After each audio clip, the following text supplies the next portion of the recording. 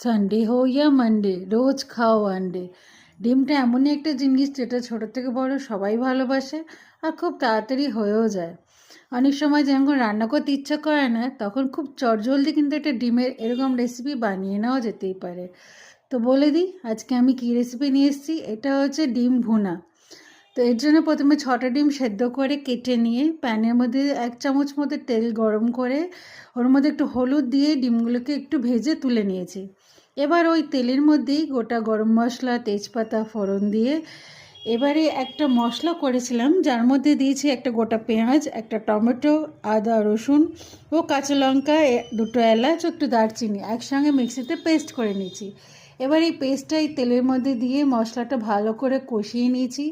যখন একটু ভালো ভাজা ভাজা হয়ে যাবে, মশলা থেকে কাঁচা গন্ধ চলে যাবে, তখন আরেকটা আলাদা জায়গায় 1 চামচ টক দইয়ের মধ্যে হলুদ গুঁড়ো, কাশ্মীরি লাল লঙ্কা গুঁড়ো ও গরম মশলা গুঁড়ো ও ধনে গুঁড়ো সব 1/2 চামচ পরিমাণে, নুন একটুখানি পরিমাণ মতো, চিনি 1 চামচ বা 1/2 চামচ মতো দিয়ে এটাকে মশলাটা ভালো করে গুলে নিয়ে এই পেঁয়াজের মধ্যে দিয়ে ভালো করে স্লো আঁচে কষাতে হবে।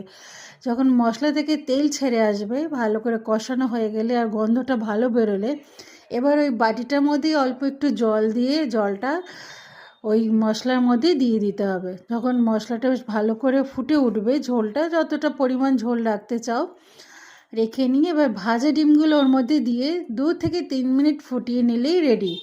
এছাড়া আর এক্সট্রা কিচ্ছু লাগছে না। আমি গরম মশলা আলাদা করে আর দিইনি, একবারই যা দিয়ে দিয়েছিলাম। ওপর থেকে একটু ধনেপাতা কুচি ছড়িয়ে দিয়ে গরম গরম ভাতের সঙ্গে পরিবেশন করে দিতে হবে।